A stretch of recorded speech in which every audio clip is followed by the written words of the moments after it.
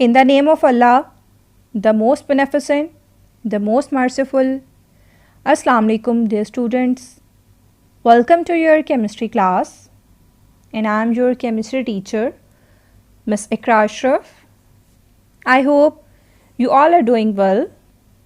First of all, heartiest congratulations on promoting to new class of your session in second year. Before starting my lecture, I would like to discuss about the syllabus that we are going to learn in second year. So dear students, in second year class आपकी जो chemistry की book है इसकी major 3 portions हैं. The first is about inorganic chemistry, second is about organic chemistry, and the third portion deals with chemical industries. Inorganic portion में हम periodic table और जो different groups हैं periodic table के उनको डिटेल में स्टडी करेंगे. सेकेंड पोर्शन ऑर्गेनिक केमिस्ट्री में हम हाइड्रोकार्बन्स और जो उनके केमिकल रिएक्शंस एंड मैकेनिज़म्स हैं उनको डिटेल में स्टडी करेंगे. और जो थर्ड पोर्शन है केमिकल इंडस्ट्रीज़ का, इसमें जो पाकिस्तान की कॉमन इंडस्ट्रीज़ हैं like paper industry, cement industry and fertilisers, उनको जो मैन्युफैक्चरिंग प्रोसेसेस हैं और जो रॉ मटेरियल्स हैं उनको स्टडी करेंगे. So let's start our lecture with chapter 1 in inorganic portion, that is the periodic classification of elements and periodicity. In this chapter you will learn that how to describe the periodic table in terms of groups and periods, and then we will explain the periodicity in physical and chemical properties, and in the last we will discuss the position of hydrogen in periodic table.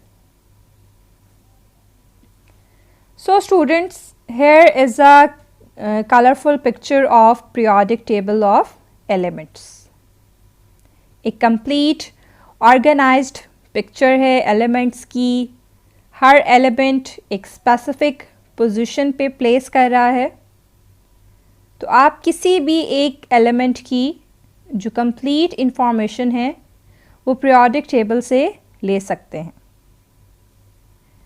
But अगर यही elements जो हैं वो randomly placed होते, इस perfect arrangement में ना होते, तो obviously किसी भी element की जो properties हैं either physical और chemical properties, उनको discuss करना मुश्किल हो जाता.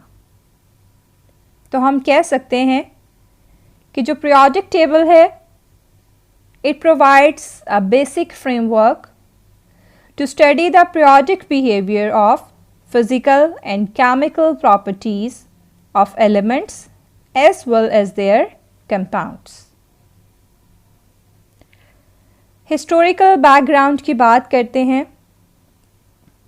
After the discovery of elements, एक जो proper classification थी वो बहुत ज़रूरी थी to understand the chemical and the physical properties of elements. तो बहुत से scientists जो हैं उन्होंने जो different ways हैं उनको develop किया to give a clear and a regular pattern of elements.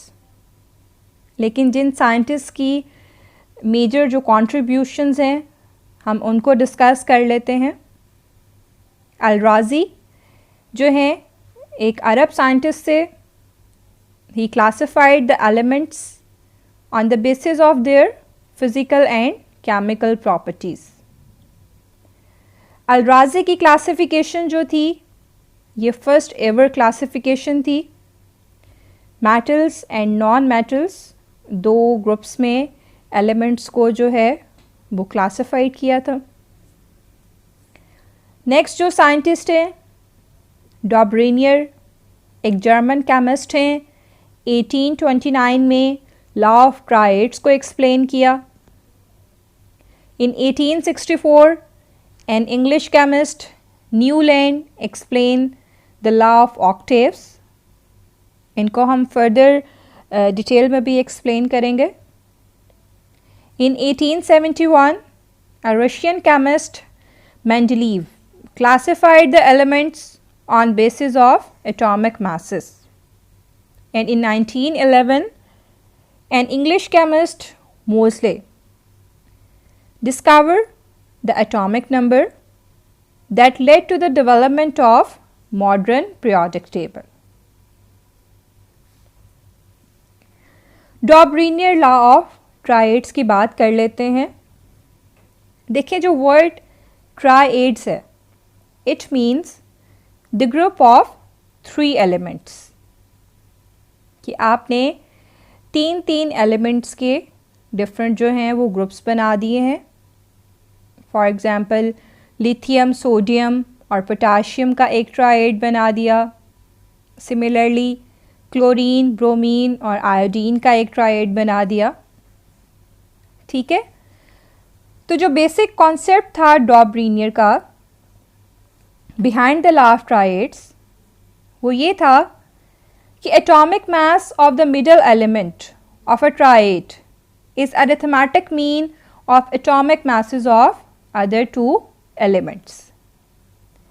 कि आपके पास एक ट्राइड है और आप मिडल एलिमेंट के एटॉमिक मास को कैलकुलेट करना चाहते हैं, तो आप जो फर्स्ट और जो लास्ट एलिमेंट है उनके एटॉमिक मासेस को ऐड अप करेंगे और रिजल्टेंट आंसर को डिवाइड करेंगे 2 पे। That is the arithmetic mean. तो जो आंसर आएगा that will be the atomic mass of middle element.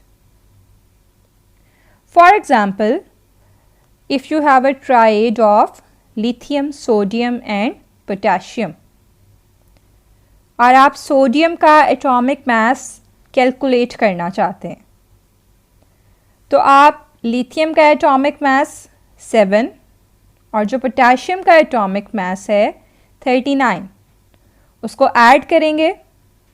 जो आंसर आएगा उसको डिवाइड करेंगे 2 पे, तो जो आंसर आएगा हमारे पास 23, ये एटॉमिक मास होगा मिडल एलिमेंट का, दैट इज़ सोडियम। तो इस मेथड से आप जो डिफरेंट ट्राइड्स हैं उनके मिडल एलिमेंट के एटॉमिक मासेस को कैलकुलेट कर सकते हैं। लेकिन जो ट्राइड का कॉन्सेप्ट है ये हर एलिमेंट पे अप्लाई नहीं हो सकता था। तो इस वजह से जो डॉबरिनियर लॉ ऑफ ट्राइड्स हैं इसके कुछ डिफेक्ट्स थे। That all known elements could not be classified into groups of triads on the basis of their properties। कि आप उनकी प्रॉपर्टीज़ की बेस पे उनको ट्राइड्स की फॉर्म में एक्सप्लेन नहीं कर सकते थे। And not all the groups obeyed the law of triads. Next is the Newlands law of octaves. Newland जो थे उन्होंने अरेंज किया था 62 नोन एलिमेंट्स को in order of increasing atomic masses, and then he noticed that every 8th element had some similar properties with the first one। कि अगर आप elements को इंक्रीजिंग एटॉमिक मास में अरेंज कर रहे हैं, like hydrogen, lithium, beryllium, boron, carbon, nitrogen, oxygen, and then the fluorine। Fluorine is the 8th element। तो fluorine के कुछ प्रॉपर्टीज़ जो हैं वो रिजेंबल करेंगे विद हाइड्रोजन। एंड सिमिलरली जो नेक्स्ट 8th एलिमेंट है क्लोरीन, उसकी कुछ सिमिलर प्रॉपर्टीज़ होंगी विद फ्लोरीन। बट अगर आप इसी रो में देखें, जो नेक्स्ट 8th एलिमेंट है कोबाल्ट एंड निकल, इनकी जो प्रॉपर्टीज़ हैं वो रिजेंबल नहीं करती विद द क्लोरीन और फ्लोरीन। तो यहाँ से जो है, जो न्यूलैंड लॉ ऑफ ऑक्टेव्स का जो डिफेक्ट है वो क्लियर हो रहा है कि कुछ जो एलिमेंट्स हैं आप उनको अरेंज नहीं कर सकते in the form of octaves because some elements having different properties were placed in same rows like the cobalt and nickel. They were placed with fluorine, chlorine and bromine. And we all know that the fluorine, chlorine and bromine belong to the halogens family. और इनकी properties different हैं as compared to cobalt and nickel. Next is the Mendeleev's periodic table. Mendeleev's जो हैं, he gave a more useful classification of elements. He arranged the elements in increasing order of atomic masses in vertical columns called groups and in horizontal rows called periods.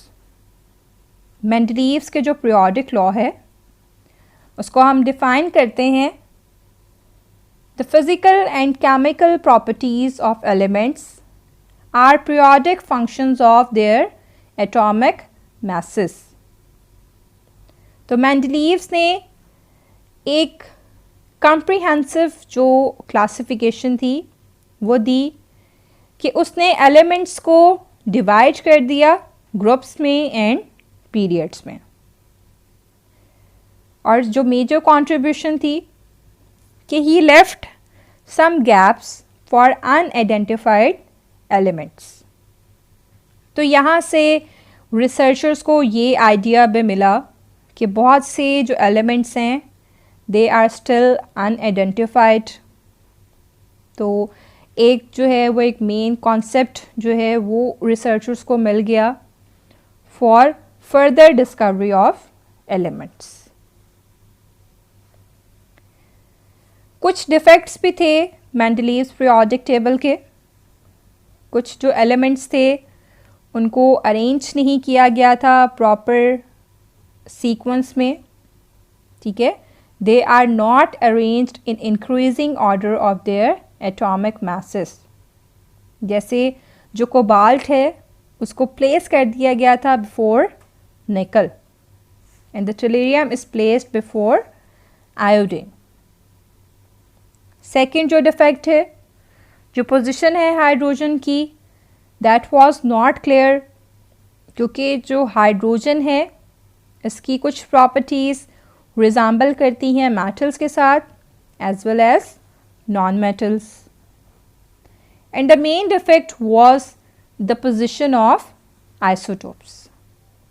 Position of isotopes of elements was not clear in Mendeleev's periodic table. Mendeleev's periodic table की base atomic mass थी and we all know that isotopes जो हैं किसी भी element के, they have different atomic masses and have same atomic number. तो different atomic masses होने की वजह से उनकी जो पोजीशन थी वो प्रॉपर क्लियर नहीं थी इन मेंडलीव्स पीरियोडिक टेबल। कुछ इम्प्रूवमेंट्स की गई मेंडलीव्स पीरियोडिक टेबल में after the discovery of atomic number by Moseley in 1911। जो मेंडलीव्स का पीरियोडिक टेबल है उसको इम्प्रूव किया गया by arranging the elements in ascending order of their atomic numbers instead of their atomic masses। इसके अलावा addition की गई एक एक्स्ट्रा ग्रुप की, group 8A at the extreme right of the periodic table, and this group contains noble gases which had not been discovered in Mendeleev's time. जैसे जो Mendeleev जो है उसने कुछ स्पेसिस को भी छोड़ दिया था, ठीक है. तो ये एक इम्प्रूवमेंट की गई कि एक एक्स्ट्रा ग्रुप ऐड किया गया नोबल गैसेस के लिए, क्योंकि मेंडलीव्स के टाइम में वो डिस्कवर नहीं हुई थी. नेक्स्ट जो इम्प्रूवमेंट की गई वो उन एलिमेंट्स के ग्रुप के लिए की गई जो कि डिफरेंट प्रॉपर्टीज़ जो थी वो शो कर रही थी, लेकिन उनको प्लेस किया गया था सेम ग्रुप में in Mendeleev's periodic table. The elements like beryllium, magnesium, calcium, strontium, barium are placed in a single vertical group with zinc, cadmium and mercury. But according to their properties, they belong to different categories. तो इस confusion को remove किया गया by dividing the elements in two types of vertical groups A and B in modern periodic table. So it's all about today's lecture, जिसमें हमने historical background को discuss किया और मेंडलीव्स के पीरियोडिक टेबल को. इस टॉपिक को आपने अपनी बुक से थॉरली रीड करना है. नेक्स्ट लेक्चर में हम मॉडर्न पीरियोडिक टेबल और जो उसके डिफरेंट जो पोर्शंस हैं उनको डिटेल में स्टडी करेंगे.